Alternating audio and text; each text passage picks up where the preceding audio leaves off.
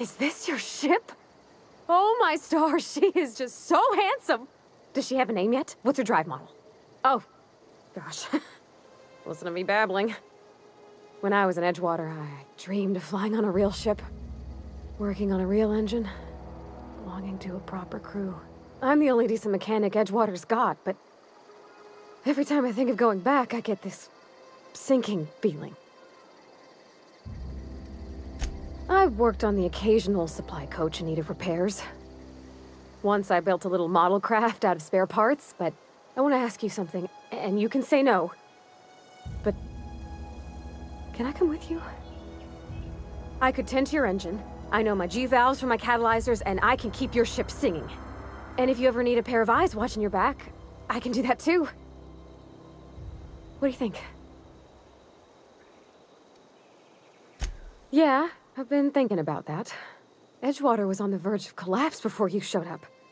You sent them power, and now the town might see another season.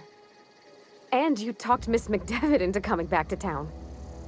Maybe one day, Edgewater will have a garden where that cannery once stood. You ain't exactly a stranger anymore. You've done some kindness hereabouts. Yeah, I really do. My whole life's been small. I realized that when you walked into town.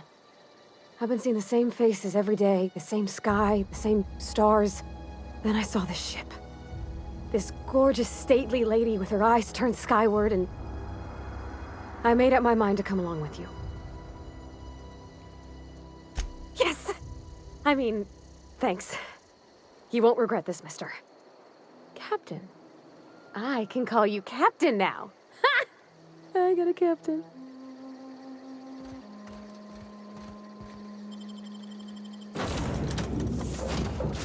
Well, I certainly am looking forward to flying on a ship named the Unreliable.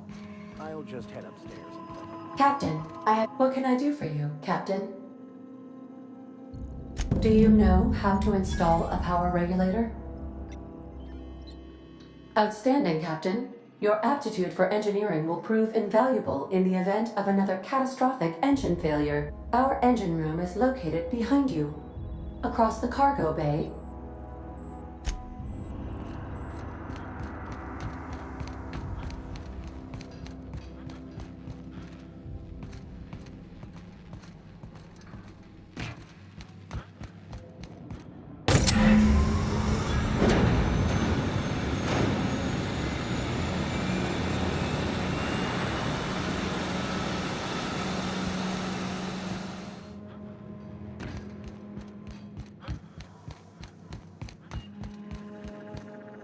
What can I do for you, Captain?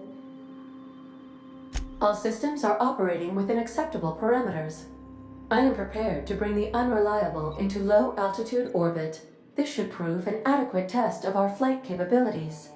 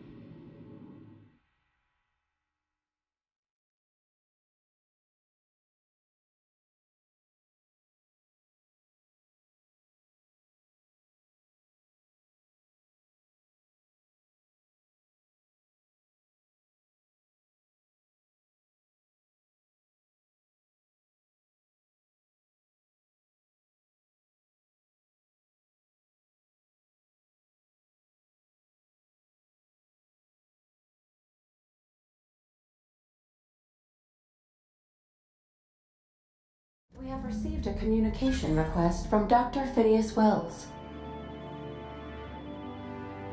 Aha, there you are. Hale and hearty, and captain of your own ship. I see you're putting the Unreliable to good use. Shame about her former captain. Horrible way to die. How are you feeling, by the way? I lost track of you in that cave back there. Experiencing any, unnatural drippage? Perfectly normal side effect of thawing, I assure you.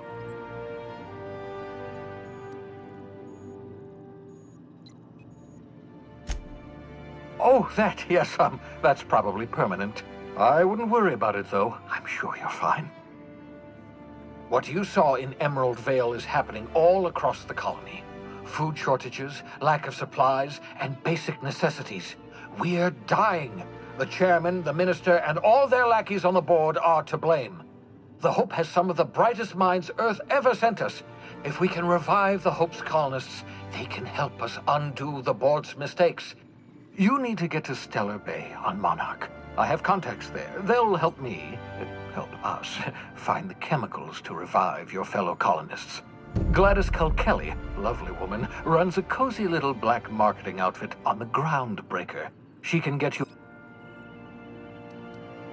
Gladys and I have been doing business for years. Her smuggling credentials are unimpeachable.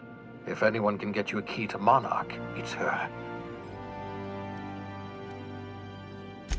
Strictly speaking, Monarch is a moon, terraformed badly, and almost completely lawless. You'll love it. Captains don't fly their own ships, you see. Your navigation terminal handles the, The board's been confiscating nav keys for Stellar Bay, so we must rely on unconventional means of acquisition. Without a skip drive, good luck. You'll be dead before you make it to the nearest star. Look, I admire your optimism, but the sad truth is you're stuck here. You, me, and the rest of this colony. We're all skating precariously around the edge of oblivion together. None of us are leaving Halcyon alive, so we may as well make it a better place, and we can start by reviving the Hope. Excellent. I'll send her a wireless. Let her know you're coming. By the way, I gave Captain Hawthorne a disguise apparatus of my own design, cutting-edge technology. I call it the Holographic Shroud. I'm sure it will prove remarkably useful to you.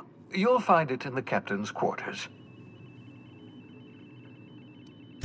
Marvelous device. I'm quite proud of myself. The shroud changes the user's appearance to mimic that of another. It has limits, first-generation technology. Very simply, the holographic shroud uses biometric information contained on standard identity cartridges to generate a hologram. Excellent. I'll contact you once you've found a way to get to Stellar Bay. And remember, don't trust the board. The board's only interested in filling their own pockets. Transmission ended. If you are ready to depart, please select a destination on your navigation terminal.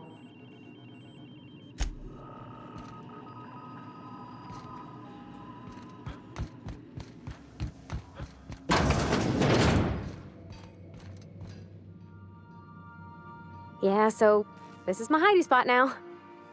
I was looking for a place that was quiet. I figured the kitchen would be louder than the hold, so here I am. Cozy-like, ain't it? That's in pretty good shape considering how hard Mr. Hawthorne ran it. It's a Yakita LHA 120, A2 model, I'm pretty sure. The Block 2 design scooshed in extra cargo space but didn't change the stock engines. Accurate in all particulars. I conclude you are Edgewater's board-certified mechanic.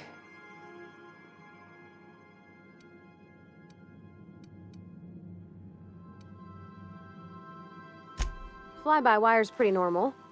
Or leastways, that's what I read in the trades. I've never been on a real ship before. Hello! I am not a board-certified mechanic, but my dad was. He taught me all he knew. Do you understand? Speech recognition is one of the many skills I have been programmed to simulate. You're not simulating it, you're doing it! I asked a question and you answered it. I am gratified you consider this facsimile convincing.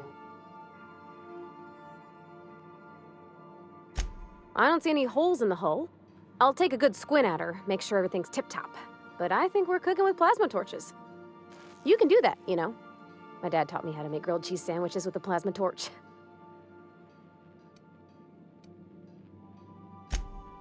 Mostly, yeah. I lived in the maintenance office near all my life. Mr. Thompson never let me forget.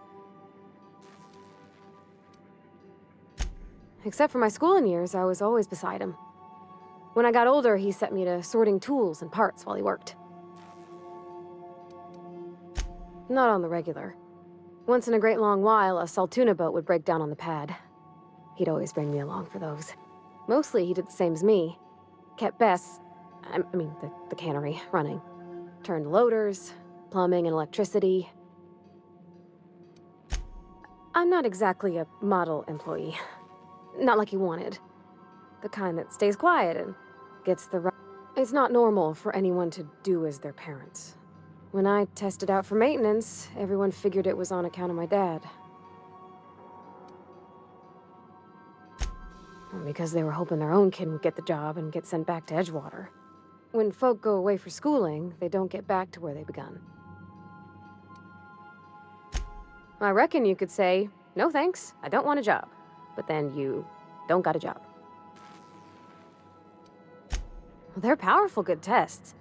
They rattled off this whole list of names who'd worked on them, with fancy bits. Even if you don't believe they actually catch what everybody's best at, everybody's got to take them. Well, I'm good at making things work the way they ought. Not so much at doing such to somebody else's schedule. There's times I'm working deep in the guts of a loader, getting it all running perfect.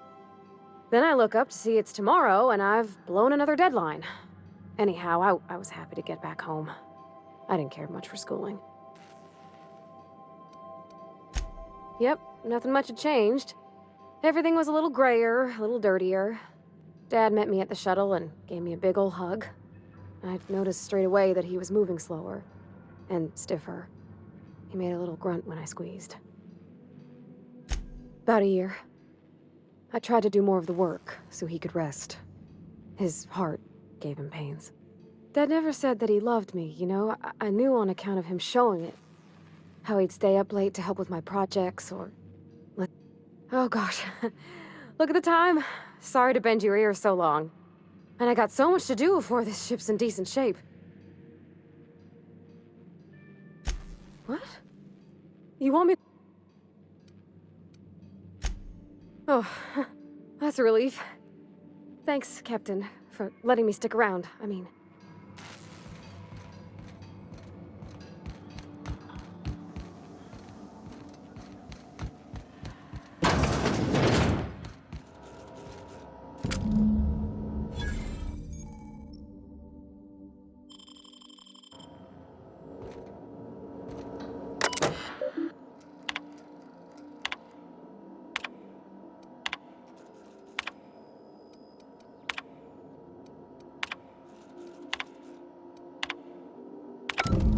Is it time for your regular daily period of unconsciousness?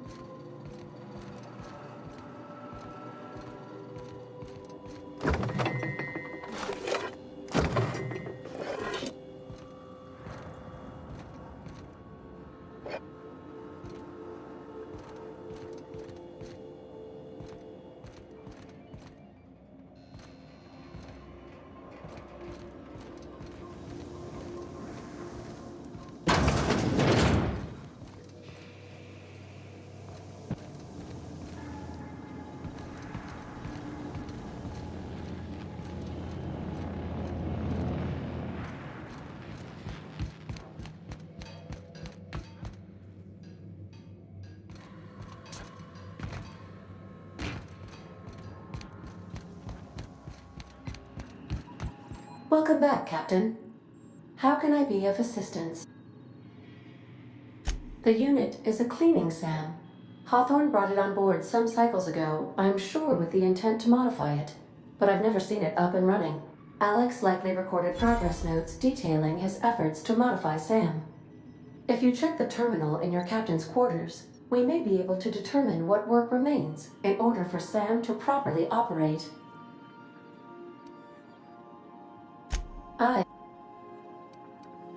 I prefer to think of it as being in a state of slumber, perhaps for an indefinite duration of time. When I simulate myself in such a scenario, I do not find it to be desirable. Traveling the system with you, Captain. Do you know what it feels like when the ship undergoes an unexpected power surge? As you may be aware, Captain Alex Hawthorne was a smuggler of some repute. I failed to predict the likely outcome of. In our travels together, Alex liked to pass time by, as he called it, tinkering to improve my design. If you mean, was Captain Hawthorne my first? Yes, he was. How could... What part of the colony? Where in Terra 2? Edgewater is the sparkling county seat of Emerald Vale, or it was when first built. Since then, neglect and time have worn away her shiny veneer. The town is near the coordinates where Captain Hawthorne... You mean the ones who did not answer my distress call with medical assistance, but instead came to issue my injured captain a... I'm sure they are wonderful humans who don't deserve to be wiped out by starvation or... Since you diverted power to Edgewater, the botanical lab shut down, and it is... Meanwhile, thank you for nothing. I cannot say. First, I need to adjust my memory interpretation sensors, but I think my answer is yes. Of course. What part of the yes. As Dr. Wells is a wanted outlaw, he built his laboratory into an asteroid. Orbital destinations can be challenging to land on. His more so than most. I'll be here.